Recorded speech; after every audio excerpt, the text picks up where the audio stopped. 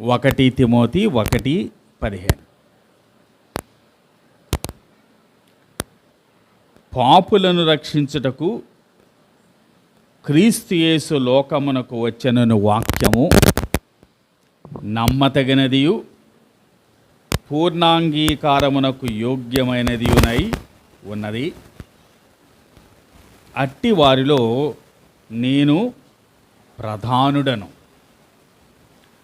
ఈ వచనంలో మొదటి 3 మాటలు కూడా విశేషమైనవి. మొదటి మాట పాపులు, రెండవ మాట రక్షణ, మూడవ మాట క్రీస్తు యేసు. పాపాన్ని గురించి దేవుని వాక్యంలో చాలా సంగతులు రాయబడ్డాయి. అలాగే క్రీస్తు యేసు గురించి కూడా దేవుని వాక్యంలో చాలా సంగతులు రాయబడ్డాయి. అలాగే రక్షణ అంటే ఏంటో కూడా దేవుని వాక్యం మనకు చాలా మంచి వివరాలు ఇస్తారు. ముఖ్యంగా 3 పదాలకి ఉన్న బంధం ఏంటంటే, పాపులు క్రీస్తు యేసును అంగీకరిస్తే రక్షింపబడతారు. లేకపోతే ఇలా చెప్పుకుందాం, పాపులు క్రీస్తు యేసు అను ముందు తీసుకుంటే ఏం పొందుతారు? రక్షణ పొందుతారు. అంటే క్రీస్తు యేసు మన పాపానికి విరుగుడు కదా, ది యాంటీడోట్ ఫర్ సిన్. ఆయన కనుక మనం తీసుకున్నామంటే, లేకపోతే ఆయన్ని అంగీకరించామంటే మనం రక్షింపబడతాం. సో దాంట్లో 3 పదాల్లో మధ్యలో పదాన్ని మనం ఇప్పుడు ధ్యానం చేస్తూ ఉన్నాం. ఈ రక్షణ గూర్చి చెప్పే శాస్త్రాన్ని సోటీరియాలజీ అంటామని చెప్పుకున్నాం. రక్షణ మాటకి విడుదల, విమోచన, విముక్తి అనే అర్థాలు కూడా ఉన్నాయని చెప్పుకున్నాం. అలాగే విమోచన అంటే కొలస్సై 1:24 ఏం చెప్తుందంటే, విమోచన ఈజ్ ఈక్వల్ టు పాపముల క్షమాపణ అని చెప్తుంది. అలాగే ఎఫెసీ 1:7 ఏం చెప్తుందంటే, విమోచన ఈజ్ ఈక్వల్ టు అపరాధముల క్షమాపణ అని చెప్తుంది. మంచిది. ఈ రక్షణ మనకి ఎందుకు అవసరమైంది? What is the need of salvation? ఏంటి కారణం? ఏంటి రక్షణ ఎందుకు అవసరమైంది? మనం పాపం చేశాం కాబట్టి కదా. మన ఆది పితరుడైన ఆదాము పాపం చేశాడు. ఆ పాపం మన అందరికి కూడా సంక్రమించింది. కాబట్టి మనుషులందరికీ రక్షణ అవసరమయ్యింది. అలాగే ఏ వ్యక్తి కూడా తనకు తాను రక్షించుకోలేడు అని చెప్పుకున్నాం. తన క్రియలు తనను రక్షించవు అని చెప్పుకున్నాం. లేకపోతే తన పుట్టుక, తాను పొందిన సున్నతి రక్షించదు అని మనం చెప్పుకున్నాం. కాబట్టి మనం రక్షించబడాలి అంటే మన వల్ల ఏది కాదు. కాబట్టి మనం రక్షించబడాలి అంటే దేవుడే చొరవ తీసుకోవాలి అని చెప్పుకున్నాం. Our salvation is God's initiative. దేవుడు చొరవ తీసుకున్నాడు కాబట్టి మనకు రక్షణ దొరికింది. కానీ మనమైతే మనం రక్షణ ప్రాముఖ్యంగా దేవుడు ఆయన జగత్తు పునాది వేయబడక మునిపే మన రక్షణ కొరకు మన ప్రభు అయిన యేసుక్రీస్తును నియమించాడు అని చెప్పుకున్నాం. అలాగే ఆదికాండం 3:15లో ఆయన స్త్రీ సంతానంగా ఈ లోకానికి వస్తాడు అని వాగ్దానం చేశాడని చెప్పుకున్నాం. క్రొత్త నిబంధనలో ఆయన కాలం పరిపూర్ణమైనప్పుడు ఆయన వచ్చాడు అని కూడా చెప్పుకున్నాం. ఆయన వచ్చి మనందరి పాపాల కొరకు ఆయన కల్వరిలో సిలువ వేయబడ్డాడు. కాబట్టి మన రక్షణకి మూలం, మన రక్షణకి ఆధారం ఏంటంటే మన ప్రభు అయిన యేసుక్రీస్తు యొక్క సిలువ. అలాగే మనం ఈ రక్షణలో ఇమిడి ఉన్న సంగతులు మనం వరుసగా ధ్యానం చేస్తూ ఉన్నాం. అలాగే కొన్ని రక్షణకు పర్యాయ పదాలుగా కూడా ఉపయోగించబడే పదాలు మనం ధ్యానం చేస్తూ ఉన్నాం. ఏమేం పదాలు ధ్యానం చేసాం? ఎవరికైనా గుర్తుందా? ఏమేం పదాలు ధ్యానం చేసాం అమ్మా? Very good. ప్రాయశ్చిత్తం.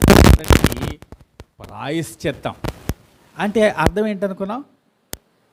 మనం ఎవరి ఎవరు తప్పు చేశామో ఆ తప్పు చేసిన తృప్తిపరచాలి, శాంతింపజేయాలి.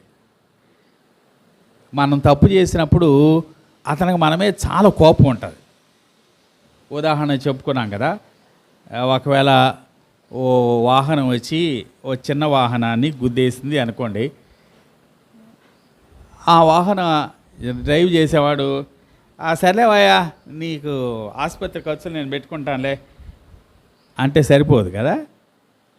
ఆసుపత్రి ఖర్చులు పెట్టుకున్నా బాధలు భరించాల్సింది ఎవరు? వీడే. వాడు చాలా కోపంగా ఉంటాడు. వాడిని ఏం చేయాలి? మనం తృప్తిపరచాలి, శాంతింపచేయాలి. దాన్ని మనం ప్రాయశ్చిత్తం అంటామని చెప్పుకున్నాం. దానికి ఇంగ్లీష్లో ఓ పదం ఉపయోగించబడింది, దాన్ని ఏమన్నాం? ఎటోన్మెంట్ అన్నాం. అలాగే దానికి మరొక పర్యాయ పదంగా పరిహారం. మనం చేసిన తప్పుకి ఏం చెల్లించాలా? పరిహారం చెల్లించాలి. దాన్ని ఇంగ్లీష్లో ప్రొపీషియేషన్ అంటామని చెప్పుకోండి.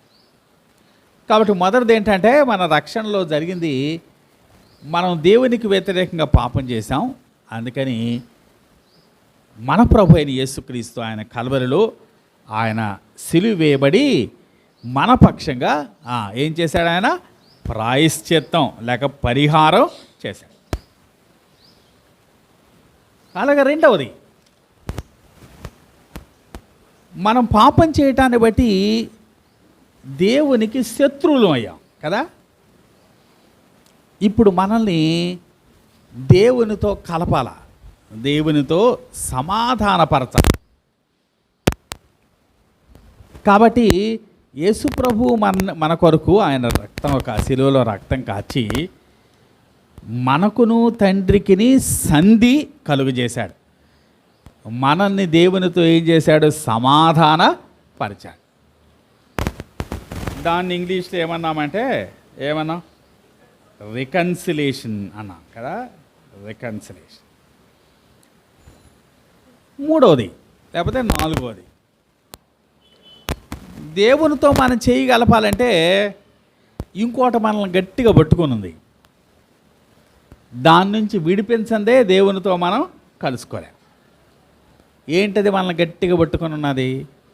పాపం కదా. పాపం మనల్ని బంధించేసింది, తన కౌగిటిలో బంధించేసింది. కాబట్టి మనం దేవుని చేయి పట్టుకోవాలంటే ముందు దీన్ని వదిలించుకోవాలి. కాబట్టి పాపము నుండి మనం ఏం పొందాలా? విడుదల లేకపోతే విమోచన పొందాలి. దాన్ని ఏమంటాం అనుకున్నాం? రెడెంప్షన్ అనుకున్నాం.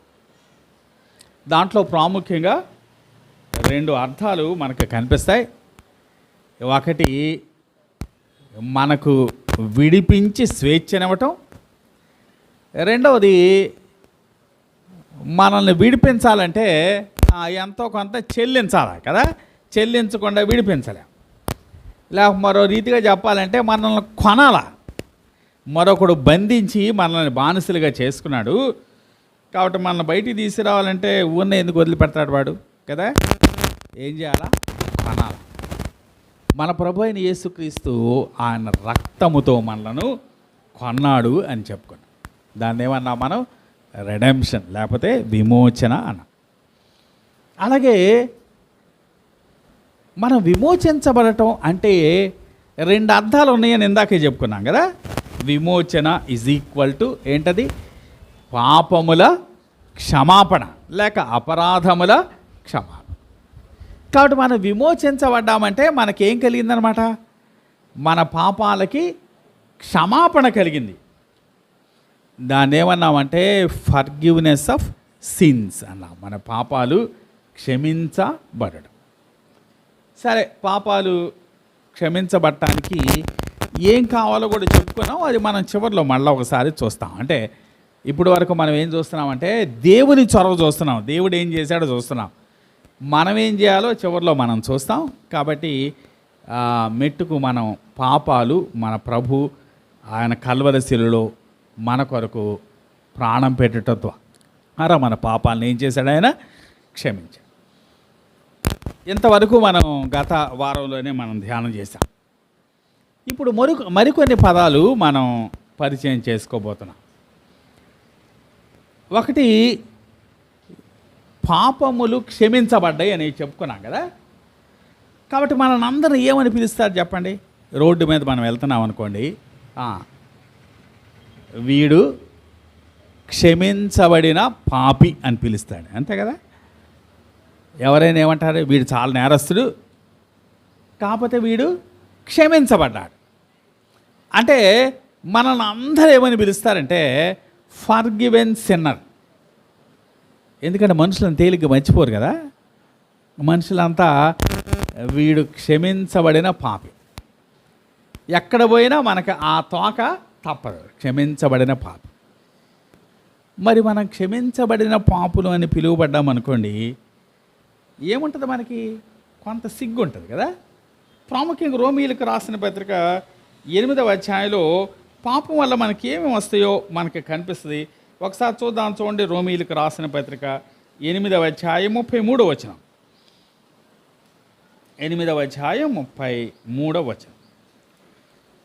దేవుని చేత ఏర్పరచబడిన వారి మీద నేరము మోపు వాడేవాడు ఏమంటుందట, మన పాపం వల్ల ఏమొస్తాయి? మనం నేరస్తులంగా కనిపిస్తాం కదా. నేరం లేకపోతే గిల్ట్ అంటారు ఇంగ్లీష్లో. కాబట్టి మనం క్షమించబడ్డా కూడా ఏం పోదు, ఆ గిల్ట్ పోదు. అలాగే మరో మాట కూడా మనకి 34వ వచనం చూడండి. శిక్ష విధించు వాడెవడు? చనిపోయిన క్రీస్తు యేసే. రెండవది ఏంటట? శిక్ష, కండెమ్నేషన్. అంటే మనల్ని దేవుడు క్షమించేశాడు. దేవుడు క్షమించినా కానీ మనుషులు క్షమిస్తారు మనల్ని? క్షమించరు. మనుషులకి మన పాత అన్నీ బాగా గుర్తుంటాయి, ఏది వదిలిపెట్టరాడు.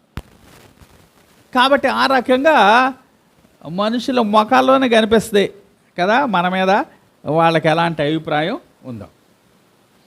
కాబట్టి కొంత శిక్ష కూడా మనం భరించాల్సిందే, కండెమ్నేషన్ కూడా భరించాల్సిందే. అలాగే మరో మాట 35వ వచనం చూడండి. 35వ వచనం. క్రీస్తు ప్రేమ నుండి మనలను ఎడబాపు వాడవడు.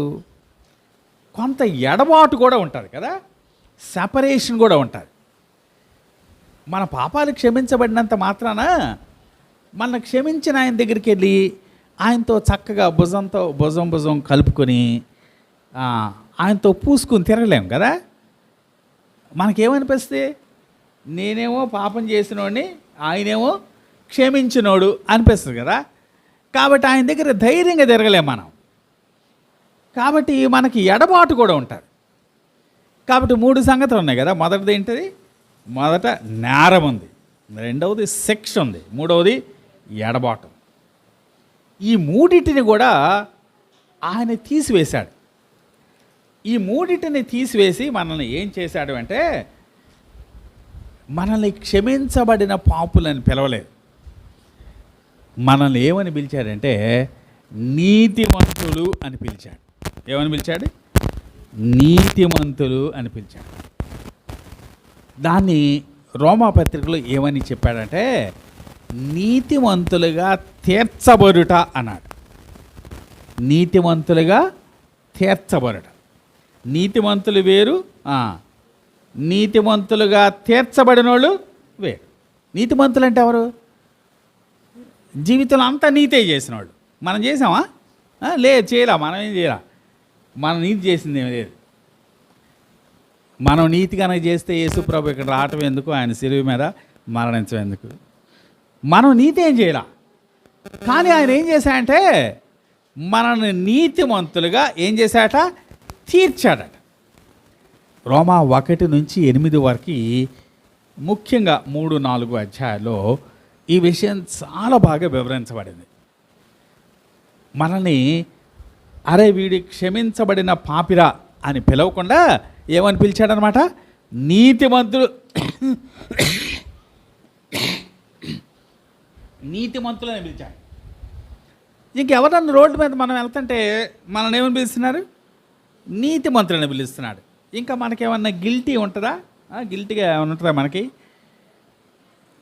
అసలు మన పాపం అసలు గుర్తే లేదు. ఇక మన మీద పాపం చేశాం, మనకి శిక్ష ఉంది, అసలు ఇదంతా గుర్తే లేదు. మనల్ని నీతిమంతులుగా తీర్చాడు. దాన్ని ఏమన్నారంటే ఇంగ్లీష్లో జస్టిఫికేషన్ అన్నారు. కాబట్టి పాపముల క్షమించబడుట కన్నా నీతిమంతులుగా తీర్చబడుట అనేది ఇంకో గొప్ప సంగతి కదా. పాపాలు క్షమించబట్టంది ఏముంది? చాలాసార్లు మనల్ని మనుషులు కూడా క్షమిస్తారు కదా, ఒకప్పుడు క్షమిస్తారు. కానీ మన జీవితం అంతా వాళ్ళకి ఎలా అనిపిస్తుంది? అరే నన్ను క్షమించాడరా, ఆయన క్షమించాడరా అని మనం ఆయనతో ఫ్రీగా ఫీల్ అవ్వలేము. కానీ ఆయన క్షమించడం మాత్రమే కాదు, ఆయన మనల్ని ఏం చేశాడట? ఆయన మనలను నీతిమంతులుగా తీర్చాడు, మనల్ని జస్టిఫై చేశాడు. ఎలా జస్టిఫై చేశాడు? రోమీలకు రాసిన పత్రిక వెళ్దాం చూడండి. రోమీలకు రాసిన పత్రిక 3వ అధ్యాయం 22వ వచనం. రోమా 3:22. అది యేసుక్రీస్తునందరి విశ్వాస మూలమునదై నమ్మువారందరి కలుగు దేవుని నీతి అయి ఉన్నది. నమ్మువారందరికీ ఏమిచ్చాట? దేవుని నీతి ఇచ్చాడు. మనకుందా నీతి? మనకుందా? మనకు లేదు నీతి. మనకు నీతి లేదు. కానీ ఎవరి నీతి మనకిచ్చాడు? దేవుని నీతి మనకిచ్చాడు. ఏం చేసామంటే మనం? ఎందుకు ఇచ్చాడు అది? అక్కడే ఉందిగా, నమ్మువారందరికీ కదా. మనం నమ్మాం కాబట్టి ఏమిచ్చాడు మనకి? దేవుని నీతి ఇచ్చాడు. కాబట్టి మన నీతిమంతులు అని పిలువబడుతున్నామంటే మన నీతిని బట్టి కాదు. ఎవరి నీతిని బట్టి? దేవుని నీతిని బట్టి. అంటే మనం పేదవాళ్ళం కదా. ఎవడన్నా మన బ్యాంకులో ₹1,00,00,000 వేసి మనల్ని పిలవచ్చు? ధనవంతులు అని పిలవచ్చు కదా. మనకేమి లేవు డబ్బులు, మనకు శూన్యం. మనం ధనవంతులు అని పిలవటం కొరకు ఏం చేయాల్సి వచ్చింది? మరొక ఆయన మన అకౌంట్లో డబ్బులు వేయాల్సి వచ్చింది. కాబట్టి మనకు నీతి లేదు, మన నీతిమంతులు అని పిలవాలి. మరి పిలవాలంటే ఏం చేయాలి? నీతి తీసుకొచ్చి మన అకౌంట్లో వేయాలి. ఎవరి నీతి అది? దేవుని నీతి. దేవుని నీతిని మనకు ఆయన మనకిచ్చి మనల్ని ఏమని పిలిచాడు? నీతిమంతులుగా పిలిచాడు. మంచి 4వ అధ్యాయం కూడా చూద్దాం. చూడండి, 4వ అధ్యాయం 3వ వచనం చదువుదాం. 4వ అధ్యాయం లేకపోతే 3వ అధ్యాయం 24వ వచనం చూద్దాం. చూడండి, కాబట్టి నమ్మువారు ఆయన కృపచేతనే క్రీస్తు యేసునందలి విమోచనము ద్వారా ఉచితముగా నీతిమంతులని తీర్చబడుచున్నారు. క్రీస్తు యేసునందలి విమోచనము ద్వారా ఉచితముగా నీతిమంతులని తీర్చబడుచున్నారు. ఇంకా మీరు ఆ అధ్యాయం 3-4 అధ్యాయాలంతా మీరు ఇంటి దగ్గర వివరంగా చదివితే ఇంకా మీకు బాగా అర్థమవుతుంది. 4:3 చదువుదాం. చూడండి, 4వ అధ్యాయం 3వ వచనం. లేఖనం ఏమి చెప్పుచున్నది? అబ్రహాము దేవుని నమ్మెను, అది అతనికి నీతిగా ఎంచబడెను. అంటే అర్థం ఏంటి? అబ్రహాము దేవుని నమ్మాడట. ఆ నమ్మిక దేనిగా ఎంచబడింది? నీతిగా ఎంచబడింది. కాబట్టి మన నీతిమంతులు ఎలా అయ్యాం? మన నమ్మికను బట్టి. మన నమ్మికే ఏమైపోయింది? నీతి అయిపోయింది. లేకపోతే మరో మాట చెప్పాలంటే ఏమనొచ్చు? మన విశ్వాసమే ఏమైపోయింది? నీతి అయిపోయింది. ఇంకా 6వ వచనంలో కూడా ఆ మాట ఉంటుంది. 8వ వచనంలో కూడా ఎంచబడుట అనే మాట కదా. ఎంచబడుట అనే మాట కనిపించిందా మీకు? 4లో 5లో 3లో 4లో 6లో 8లో కదా, 10వ వచనంలో మనమంతా ఎంచబడ్డాం. అంటే we are counted righteous, we are reckoned righteous. అంటే నీతిమంతులు అని మనం లెక్కించబడ్డాం, నీతిమంతులు అని మనం పిలువబడ్డాం. 14వ వచనంలో మరో పదం కనిపిస్తుంది చూడండి. 14వ వచనంలో 11వ వచనం. మరియు సున్నతి లేని వారైనను నమ్మిన వారికి అందరికీ అతడు తండ్రి ఇవ్వటం వలన వారికి నీతి ఆరోపించుటకై. ఇక్కడ మరో పదం వచ్చింది కదా, ఏంటది? నీతిని ఏం చేశాట? ఆరోపించాడట. ఎవరికి? దేవుని నీతిని మనకి ఏం చేశాడు? ఆరోపించాడు, లేకపోతే ఆపాదించాడు అని కూడా అనొచ్చు కదా. అలాగే 22వ వచనం కూడా చూద్దాం. 22వ వచనం 4:22. అందుచేత అది అతనికి నీతిగా ఎంచబడెను. అది అంటే ఏంటి? ఆ ముందు వచ్చిన చూస్తే అర్థమవుతుంది. విశ్వాసము నీతిగా ఎంచబడిందట. అలాగే 23వ వచనం కూడా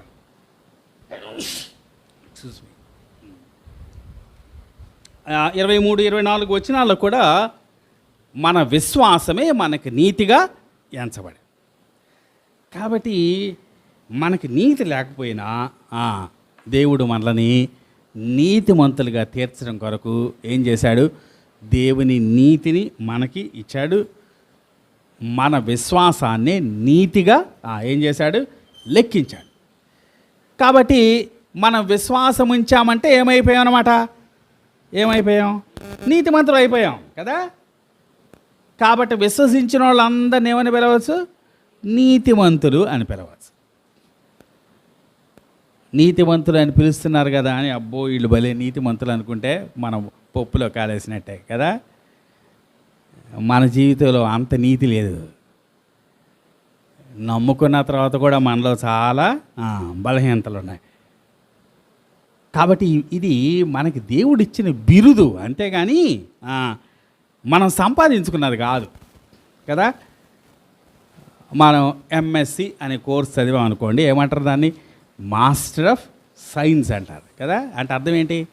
సైన్స్ మొత్తానికి ఈయన యజమాని. అంటే అర్థం ఏంటి? ఈయన సైన్స్ అంతా వచ్చు. నిజానికి ఈ లోకంలో మనకు తెలిసిన సైన్స్ ఎంత అంటే సముద్రంలో నీటి బొట్టు ఎంతో అంతే మనకు తెలిసింది. కానీ మనల్ని ఏమని పిలుస్తున్నారు? మాస్టర్ ఆఫ్ సైన్స్ అంటున్నారు. అంటే మనకు వచ్చిన డిగ్రీ అది. మనం మాస్టర్ ఆఫ్ సైన్స్ అయినంత మాత్రాన, లేకపోతే మాస్టర్ ఆఫ్ టెక్నాలజీ అయినంత మాత్రాన మనకు అంత వచ్చని కాదు. అది దేవుడు మనకు ఉచితంగా ఇచ్చిన డిగ్రీ కదా. కాబట్టి నీతిమంతుడు అనేది ఏంటన్నమాట? దేవుడు మనకిచ్చిన డిగ్రీ. అంతేగాని మనం నీతి చేసి సంపాదించుకున్నది కాదు. కాబట్టి మనం రక్షించబడుటలో ఉన్న ప్రధానమైనటువంటి సంగతి ఏంటంటే మనం నీతిమంతులంగా తీర్చబడ్డాం. ఏమన్నా దాన్ని ఇంగ్లీష్లో ఏమంటామని చెప్పాం? ఇంగ్లీష్లో ఏమంటాం? జస్టిఫికేషన్ కదా. జస్టిఫికేషన్ అంట. సరే, ఎలా నీతిమంతులుగా తీర్చబడతాం? సరే, వచనాలు చదివే సమయం మనకు లేదు, కానీ రోమా 3:24 ప్రకారం ఇందాక చదివాం కదా, మనం ఆయన కృప చేత ఉచితంగా నీతిమంతులంగా, దాంట్లో మన పాత్ర అంటూ ఏమీ లేదు. అలాగే రోమా 5:9 చూస్తే మనం ఆయన రక్తము వలన మనం నీతిమంతులంగా తీర్చబడాలి. అలాగే రోమా 3:28 చూస్తే మనం విశ్వాసం వలన మనం నీతిమంతులంగా తీర్చబడాలి.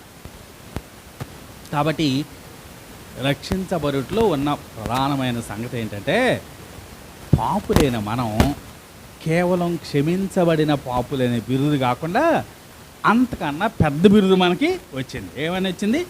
మనం నీతిమంతులుగా తీర్చబడ్డాం. We are justified people. ఎంత గొప్ప భాగ్యం కదా. దీంట్లో మన పాత్ర ఏమైనా ఉందా? మనం చేసిన ఏమైనా ఉందా? ఏమీ లేదు. ఉచితంగా ఆయన మనకి ఎంత స్థాయి ఇచ్చాడో దాన్ని బట్టి మనం దేవునికి ఎంతైనా వందనాలు చెల్లించాలి. సరే, ఈరోజు మనం ఒక కొత్త పదం నేర్చుకున్నాం, జస్టిఫికేషన్. అలా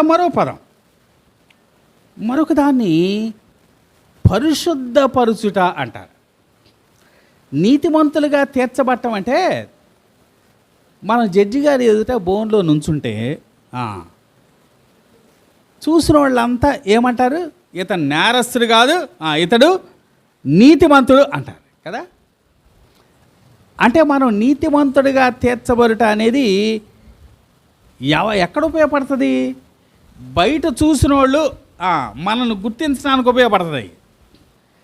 బయట మనల్ని చూసిన వాళ్ళు మనం చూసి అరే వీడు బహు దౌర్భాగ్యుడు రా, వీడు భయంకరమైన పాపి, వీడి చండాల పోడు, ఏదో క్షమించబడ్డాడంటే అసలు క్షమించబడకపోతే వీడి పరిస్థితి చాలా ఘోరంగా ఉంటుంది అని మనుషులందరూ అనకుండా మనం నీతిమంతులుగా తీర్చబడ్డామంటే మనుషుల ఎదుట మన స్థాయి పెరిగింది, అంతే కదా. మరి మనుషుల ఎదుట బయట పెరిగింది, కానీ మరి లోపల కూడా ఏదో జరగాలి కదా. మన లోపల కూడా జరగాలి. మన లోపల జరగాల్సిన దాన్ని ఏమంటారంటే పరిశుద్ధపరచబడుట అంటారు. దేవుడు ఏం చేస్తాడట? మనల్ని పరిశుద్ధపరుస్తాడు.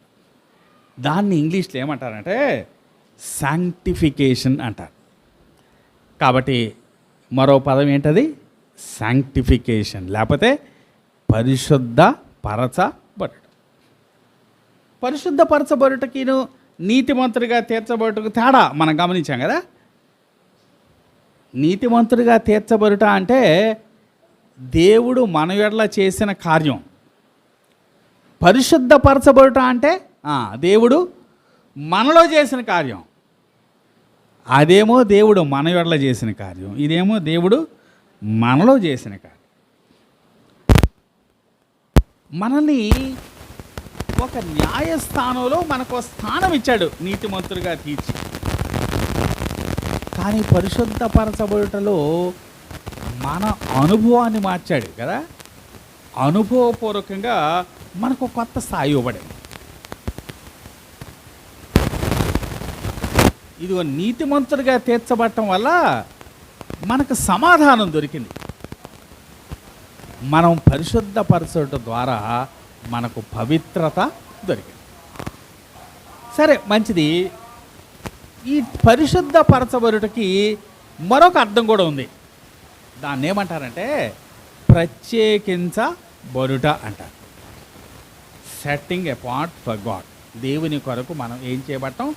ప్రత్యేకించబడటం. ఇంకో పదం కూడా చెప్పచ్చు, దేవుని కొరకు ప్రతిష్ఠించబడుట అని కూడా చెప్పచ్చు. 3 పదాలు చెప్పండి ఇప్పుడు. పరిశుద్ధపరచబడుట, ప్రత్యేకించబడుట, మూడవది ప్రతిష్ఠించబడుట. ఈ 3 పదాలకు అర్థం ఒకటే. దీన్ని 3 రకాలుగా చూడవచ్చు మనం. 1 కొరింథీ 1వ అధ్యాయం 1వ వచనం చూద్దాం. చూడండి, 1 కొరింథీ 1వ అధ్యాయం 1వ వచనం. దేవుని చిత్తం వలన యేసుక్రీస్తు యొక్క అపోస్తలుడిగా ఉండుటకు పిలువబడిన పౌలును, సహోదరుడైన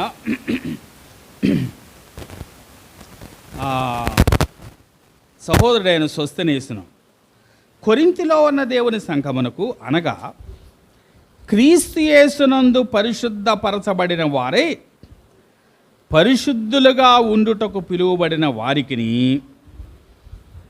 వారికిని మనకును ప్రభువుగా ఉన్న మన ప్రభు అయిన యేసుక్రీస్తు నామమున ప్రతి స్థలములో ప్రార్థించు వారికి అందరికీ శుభమని చెప్పి రాయినది. సరే, ఈ వచ్చే వాక్యం అంతా మనకు అవసరం లేదు కదా. మనకు కావాల్సిన పదాలు 2 పదాలు కనిపించినాయి కదా మధ్యలో. ఏంటి చెప్పండి? క్రీస్తు యేసునందు పరిశుద్ధపరచబడిన వారే. ఎవరిని అంటున్నాడు? కొరింథీలో ఉన్న విశ్వాసులు అంటున్నాడు. వారంతా ఏం చేయబడ్డారట? క్రీస్తు యేసునందు ఏం చేయబడ్డారు? పరిశుద్ధపరచబడ్డారు. అంటే ఎప్పుడు జరిగి ఉంటుంది అది? ఎప్పుడు జరిగి ఉంటుంది? యేసుప్రభు నమ్ముకోగానే కదా. నీతిమంతులుగా తీర్చబట్టి ఎప్పుడు జరిగింది? యేసుప్రభు నమ్ముకోగానే. ఏ రోజైతే మనం యేసుప్రభు నమ్ముకున్నామో మనం నీతిమంతులుగా తీర్చబడ్డాం, జస్టిఫైడ్. అలాగే ఏ రోజైతే యేసుప్రభు నమ్ముకున్నామో మనం ఏం చేయబడ్డాం? పరిశుద్ధపరచబడ్డాం. అందుకేమన్నా అంటే క్రీస్తు యేసునందు పరిశుద్ధపరచబడిన వారే అయిపోయింది అంటున్నాడు కదా. అంటే పాస్ట్ అన్నమాట. ఏ రోజు నమ్ముకున్నారో ఆ రోజు మీరేమైపోయారు? పరిశుద్ధ పరచబడ్డారు అంటారు. కాబట్టి పరిశుద్ధ పరచబడట్లో ఇది మొదటి దశ. యేసు ప్రభు నమ్ముకోగానే మనం ఏం చేయబడతాం? పరిశుద్ధ పరచబడతాం. చాలా గొప్ప సంగతి అది కదా. కేవలం యేసు ప్రభు నమ్ముకోవటం వల్ల మనం ఏం చేయబడ్డాం? ఆ పరిశుద్ధ పరచబడ్డాం. కానీ తర్వాత మరో పదం కూడా ఉపయోగించాడు కదా. ఏమన్నాడు? పరిశుద్ధులుగా ఉండుటకు పిలువబడిన. పరిశుద్ధపరచబడుట అనేది గతకాలం. పరిశుద్ధులుగా ఉండుట అంటే ప్రస్తుత కాలం కదా, వర్తమాన కాలం. పరిశుద్ధపరచబడ్డాం, ఓకే, బాగుంది. అది ఏ రోజు జరిగింది? యేసు ప్రభు నమ్ముకోవడంతో జరిగింది. దాంట్లో మన పాత్ర ఏమీ లేదు, ఆయన చేశాడు. కానీ తర్వాత రోజు రోజు ఎలా ఉండాలట? మనం పరిశుద్ధులుగా ఉండాలట. అంటే ప్రతిదినం మనలను మనం ఎలా ఉంచుకోవాలా? పరిశుద్ధపరచుకోవాలి. అది దేవుడు చేస్తాడు, దాంట్లో మన పాత్ర కూడా ఉంది. అంటే మన పరిశుద్ధతను కాపాడుకోవాలా, మన పరిశుద్ధతను నిలుపుకోవాలి. డైలీ క్లెన్సింగ్ అన్నమాట. ఒకసారి ప్రభు ఆ శిష్యుల పాదాలు కడుగుతుంటే పేతురు అన్నాడు, అయ్యా నువ్వేంటి నా పాదాలు కడగటం ఏంటి? లేదు లేదు అట్లా జరగటానికి లేదు అన్నాడు. ప్రభు అన్నాడు, అరే నేను నీ పాదాలు కడగపోతే నాలో నీకు పాలు లేదు అన్నాడు. అప్పుడు పేతురు అన్నాడు, అలాగా అట్టయితే నన్ను నా ఒళ్ళంతా కడిగేసేయి అన్నాడు కదా. అప్పుడు ప్రభు ఏమన్నాడు? ఒకసారి స్నానం చేసినప్పుడు సారికి చెయ్యి అవసరం లేదు, బయటికి వెళ్ళి వచ్చినప్పుడు అది ఏం చేసి సరిపోద్ది? కాళ్ళు కడుక్కుంటే సరిపోదు. కాబట్టి ఇందాక యేసు ప్రభుని నమ్ముకోగానే మన స్నానం అయిపోయింది. స్నానం అయిపోయింది కానీ రోజు ఏం కావాలి? తిరిగి వస్తాం కదా రోడ్లు ఏమిటాయి కదా. రోజు ఏం కావాలి మనకి? మన కాళ్ళు కడుక్కోవాలా, అంటే మన పరిశుద్ధతను కాపాడుకోవాలా, అంటే మనం ప్రతిదినం పరిశుద్ధపరచబడుతూ ఉండాలి. ఇందాకదేమో పరిశుద్ధపరచబడ్డాం, అయిపోయింది. ఇప్పుడేమో రోజు ఏం చేయబడుతున్నాం? పరిశుద్ధపరచబడుతూ ఉన్నాం. ఇది రెండవ దశ. మూడవది, రేపు యేసు ప్రభు వచ్చినప్పుడు 1 యోహాను 3:1-2 కనుక మనం చదివితే ఆ రోజట ఆయన ఎట్లా ఉంటాడో మనం కూడా అలాగే ఉంటాం. అంటే అర్థం ఏంటన్నమాట? ఆ రోజు అసలు మనలో పాపమే కనపడదు. ఆ రోజు నిజంగా పరిశుద్ధంగా ఉంటాం కదా. దాన్ని ఏమనొచ్చు అంటే సంపూర్ణ పరిశుద్ధత అనొచ్చు. అది ఎప్పుడు? మొదటిదేమో గతకాలం, రెండవది వర్తమాన కాలం, మూడవది భవిష్యత్ కాలం. అంటే ఎప్పుడు జరుగుతుంది అది? యేసుప్రభు వచ్చినప్పుడే, ఈలోగా కాదు. మనం నమ్ముకోగానే మొదలు జరిగింది, మనం రోజు జీవిస్తూ ఉంటే రోజు జరుగుతుంది. యేసుప్రభు వచ్చినప్పుడే మూడోది జరుగుతుంది. కాబట్టి పరిశుద్ధపరచబడట 3 దశలుగా ఉంటాయి. కాబట్టి పరిశుద్ధపరచబడటలో 3 అర్థాలు ఉన్నాయి. కానీ అసలు ఏమీ చెప్పకుండా ఒట్టిగా పరిశుద్ధపరచబడట, ఒట్టిగా శాంక్టిఫికేషన్ అంటే మాత్రం ఆ మధ్యలో అర్థాన్ని తీసుకుంటాం మనం. ఏంటది మధ్యలో అర్థం? రోజు మనం పరిశుద్ధతని కాపాడుకునే దాన్ని తీసుకుంటాం. అంటే ఈ మొదటిది, రెండోది, మూడోది అని ఏం చెప్పకుండా మనకు మామూలుగా పరిశుద్ధపరచబడుట అంటే మనం ఏ అర్థం తీసుకుంటాం అన్నమాట? మనం దినదినం జరిగే దాన్ని ఇంకో రీతిగా ఏమంటారంటే ప్రోగ్రెసివ్ శాంక్టిఫికేషన్. మొదటి దాన్ని పొజిషనల్ శాంక్టిఫికేషన్ అంటారు, రెండో దాన్ని ప్రోగ్రెసివ్ శాంక్టిఫికేషన్ అంటారు, మూడో దాన్ని పర్ఫెక్ట్ శాంక్టిఫికేషన్. కాకపోతే తెలుగులో అంత మనకు ఖచ్చితమైన పదాలు లేవు. కాబట్టి ఏం చెప్పకపోతే రెండోదని అర్థం, లేకపోతే మాత్రం దీంట్లో 3 దశలు కూడా ఉన్నాయి. కాబట్టి జస్టిఫికేషన్ ఎప్పుడు జరుగుతుంది? ప్రభువుని నమ్ముకోగానే జరుగుతుంది. శాంక్టిఫికేషన్ ఎప్పుడు జరుగుతుంది? ఇప్పుడే చెప్పానుగా, ఏది చెప్పకపోతే ఏ అర్థం తీసుకోవాలా? రెండో అర్థం తీసుకోవాలి. అంటే అర్థం ఏంటి? రోజు జరుగుతుంది. జస్టిఫికేషన్ ఒకేసారి జరిగింది, శాంక్టిఫికేషన్ రోజు. యేసు ప్రభు వచ్చిన మనం పూర్తిగా ఏం చేస్తాం? మనం పరిశుద్ధంగా చేయాలి. కాబట్టి ఇది మీకు చిన్న అసైన్మెంట్. మీరు బైబిల్ తెప్పండి ఒకసారి. తెస్సలోనికీ పత్రికలో నేను అక్కడక్కడ కొన్ని వచనాలు చదువుతాను, మీరు దాంట్లో అది మొదటి రకమా, రెండో రకమా, మూడో రకమా చెప్పాలి. ఓకే, మొదటి తెస్సలోనికీ పత్రిక బెరాకాలో నేను ఆ పత్రిక అంతా ధ్యానం చేశాను, అందుకని దాంట్లో తీసుకున్న అసైన్మెంట్ మంచిది. నేను చెప్తున్నాను చూడండి. మొదటి తెస్సలోనికీ 4వ అధ్యాయం 4-5 వచనాలు. మొదటి తెస్సలోనికీ 4:4-5 మీరు మనసులో చదువుకొని మీరు చెప్పాల్సిన ఆన్సర్ ఏంటంటే ఇది మొదటి రకమా, రెండో రకమా, మూడో రకమా.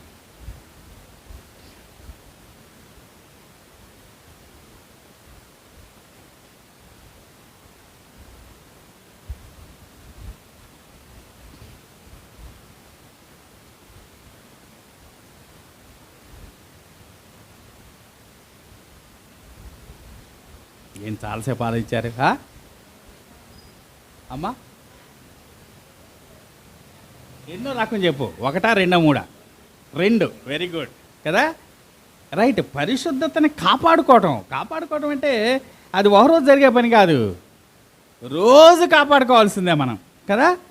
కాబట్టి ఈ వచనంలో శాంక్టిఫికేషన్ అంటే 2వ అర్థం.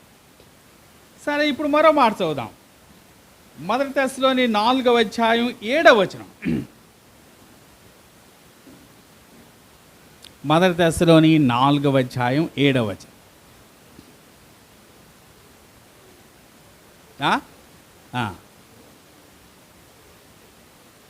అదే ఈ 3 రకాల్లో చెప్పండి. 1వ రకం కదా, ఏమన్నాడు అక్కడ? పరిశుద్ధులగుటకే దేవుడు మనలను పిలిచాను అన్నాడు. అంటే పిలవగానే ఏమైపోయాం? మనం పరిశుద్ధులైపోయాం. పిలవగానే అంటే అర్థం ఏంటి? ఏ రోజు నమ్ముకున్నామో ఆ రోజు పరిశుద్ధులైపోయాం. కాబట్టి ఇది గతకాలంలో జరిగిపోయింది. కాబట్టి దీన్ని ఏమనాలి? దీన్ని మొదటి రకం అనాలి. అలాగే 5వ అధ్యాయం 23వ వచనం. 5వ అధ్యాయం 23వ వచనం.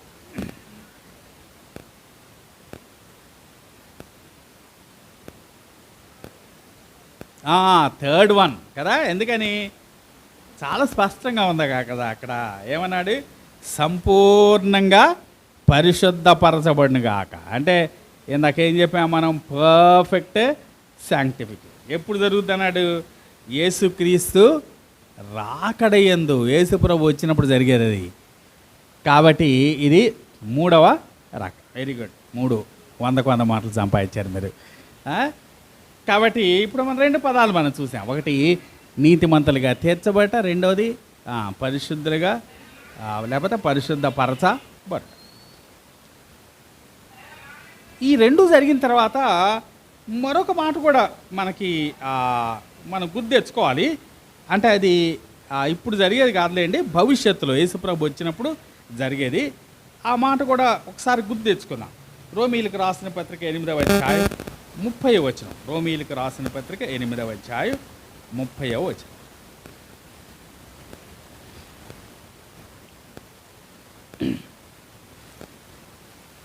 ఆ లేక 29 నేను చదువుతాను చూడండి. ఎందుకనగా తన కుమారుడు అనేక సహోదరులు జ్యేష్ఠునట్లు దేవుడెవరిని ముందుగా ఎరిగనో వారు తన కుమారునితో సారూప్యము గల వారొకటకు వారిని ముందుగా నిర్ణయించాను. మరియు ఎవరిని ముందుగా నిర్ణయించానో వారిని పిలిచాను. ఎవరిని పిలిచానో వారిని నీతిమంతులుగా తీర్చాను. ఎవరిని నీతిమంతులుగా తీర్చానో వారిని మహిమపరచాను. ఏం చేస్తాడట ఆయన? మహిమపరుస్తాడు. దీని ఇంగ్లీష్లో ఏమంటాం? గ్లోరిఫికేషన్ అంట కదా. కాబట్టి జస్టిఫికేషన్ అంటేనేమో నమ్ముకోగానే జరిగేది. శాంక్టిఫికేషన్ అంటేనేమో మధ్యలో అర్థం తీసుకుంటే రోజు జరిగేది. గ్లోరిఫికేషన్ అంటేనేమో యేసు ప్రభు వచ్చినప్పుడు జరిగింది. కాబట్టి 3 పదాలు మనకిప్పుడు అలవాటాయి. అలాగే మరో పదం మనం చాలా సారికి ఉపయోగిస్తాం కదా. దాన్ని ఏమంటామంటే పునర్జన్మ అంటాం కదా. తీతు పత్రిక 3వ అధ్యాయం 5వ వచనంలో ఉంటుంది ఆ మాట. అలా యోహాను సువార్త 3వ అధ్యాయంలో చాలా వివరంగా ఉంటుంది. మన ప్రభు నిపుదముతో మాట్లాడాడు కదా. ఏమన్నాడు? ఒకడు క్రొత్తగా జన్మించితేనే కానీ పరలోక రాజ్యానికి చేరడు అన్నాడు కదా. కాబట్టి దీన్ని ఏమన్నారంటే పునర్జన్మ లేకపోతే రీజనరేషన్ అంటారు. మనం రక్షించబడగానే మనం ఏమయ్యామన్నమాట? పునర్జన్మ పొందాం. అంటే మరొక రీతిగా చెప్పాలంటే మనం కొత్తగా పుట్టాం. అంతకుముందేమో భౌతికంగా పుట్టాం. ఇప్పుడు ఏ రోజు నమ్ముకున్నామో ఆ రోజు క్రొత్తగా మళ్ళా పుట్టాం. సరే, అంతకుమించి చాలా ఇంకా ఎక్కువగా దాని గురించి మనం చర్చించే సమయం అంటే లేదు. అలాగే మరో మాట మనం అందరం దత్తపుత్రులంగా చేయబడ్డాం. దాని ఇంగ్లీష్లో ఏమంటారు? అడాప్షన్ అంటారు కదా. రోమా 8:15 మాట ఉంటుంది కదా. చూద్దాం ఒకసారి. రోమా 8:15. ఏలయనగా మరల భయపడుటకు మీరు దాస్యపు ఆత్మను పొందలేదు కానీ దత్తపుత్ర ఆత్మను పొందితిరి. అలాగే గలతీ 4:5 కూడా చూద్దాం ఇంకా వివరంగా. గలతీ 4:5.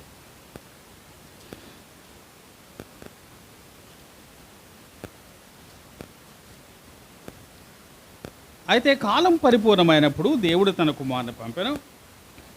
ఆయన స్త్రీ యందు పుట్టి మనము దత్తపుత్రులము కావాలనని ధర్మశాస్త్రమునకు లోబడి ఉన్న వారిని విమోచించుటకై ధర్మశాస్త్రమునకు లోబడిన వాడాయను. మనల్ని ఏం చేశాయంట? దత్తపుత్రులుగా. ఇందాకేమన్నా మనం జన్మించాం. ఇప్పుడేమంటున్నాం? మనల్ని దేవుడు దత్తత ఇస్తున్నాడు. అంటే దాంట్లో మనకి ఏం అర్థం వస్తుంది అంటే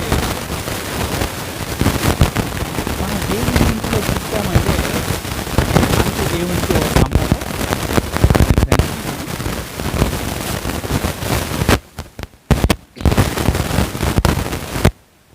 మరి దత్తపుత్రుల వల్ల ఏమవుతుంది మనకి? దత్తపుత్రులు అంటే అర్థం ఏంటి? ఓ డాక్యుమెంట్ తయారు చేస్తారు. మనల్ని కనుక ఎవరైనా పంచుకున్నారనుకోండి, పిల్లలు లేని తల్లిదండ్రులు ఒక డాక్యుమెంట్ తయారు చేస్తారు. పలానా వ్యక్తి ఇక నుంచి మా కుమారుడు. దాన్ని రిజిస్టర్ ఆఫీస్లో ఏం చేస్తారు? రిజిస్టర్ చేస్తారు. దానివల్ల ఏమొస్తుంది చెప్పండి మనకి?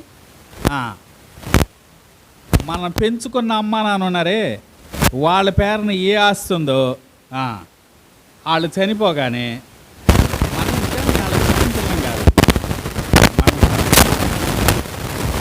తీసుకున్నారు కాబట్టి మనకేమొస్తుంది? ఆస్తి అంతా వచ్చేస్తుంది. అదే కొంతమంది తల్లిదండ్రులు ఏం చేస్తూ ఉంటారంటే పిల్లల్ని తీసుకొచ్చి డాక్యుమెంట్ తయారు చేయరు.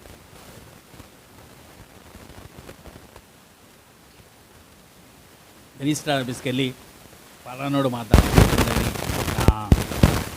డాక్యుమెంట్ తయారు చేయకుండా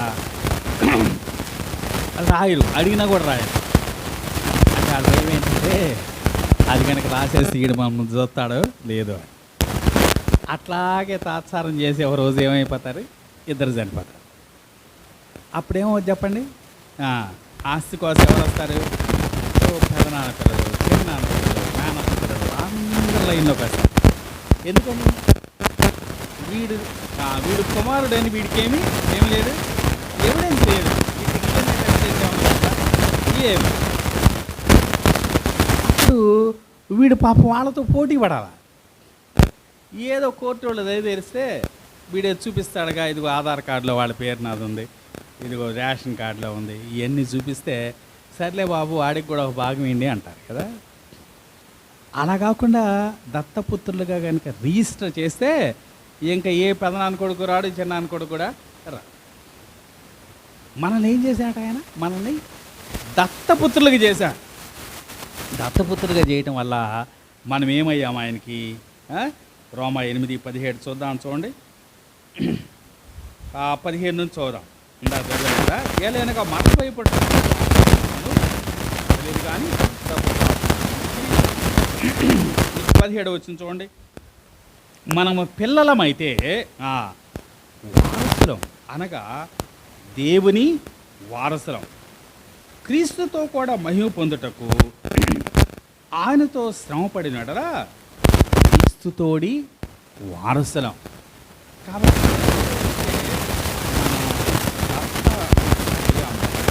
మనకేం కలిగింది? మనకు వారసత్వం కలిగింది. అంటే ఆయన ఆస్తి, ఆయన ఇంకేంటి, ఆయనకున్న స్వాస్థ్యమంతా మనకి ఈరోజు కొన్ని పదాలు తెలుసుకున్నాం కదా.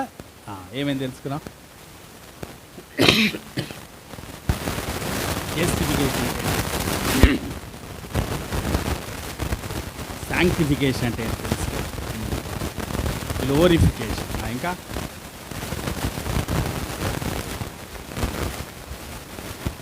రీజనరేషన్. ఇంకా మన నెక్స్ట్ తెలుసుకోవాల్సింది ఏంటంటే, ఇప్పుడు వరకు ఈ పనులన్నీ ఎవరు చేసినాయి? దేవుడి. దాంట్లో మన పాత్ర ఏమన్నా? రిజిస్టర్ ఆఫీస్కి వెళ్ళి నేను దేవుని కొడుకునయ్యా, నన్ను దత్తపుత్రుడిగా రిజిస్టర్ చేయని చేస్తాడు ఎవరన్నా? చేయి అంటే మనదేమి లేదు. ఇదంతా కూడా దేవుని చొరవ, గాడ్స్ ఇనిషియేటివ్. మరి మనం ఏం చేయాలి? మన పాత్ర ఆ సంగతి ఈసారి మనం జ్ఞాపకం చేసుకుందాం. అప్పుడు దాకా మనం పోయిన వారం జరిగింది, ఈ వారం జరిగింది గుర్తుపెట్టుకోవడానికి ప్రయత్నం చేయండి. నోట్స్ ఉంటే ఈసారి వచ్చేటప్పుడు మళ్ళీ ఒకసారి మొత్తం రివ్యూ చేసుకురండి. ప్రశ్నలు అడిగితే చెప్పడానికి సిద్ధంగా ఉండండి. మంచి చిన్న ప్రార్థన చేసుకుని మన కోరిక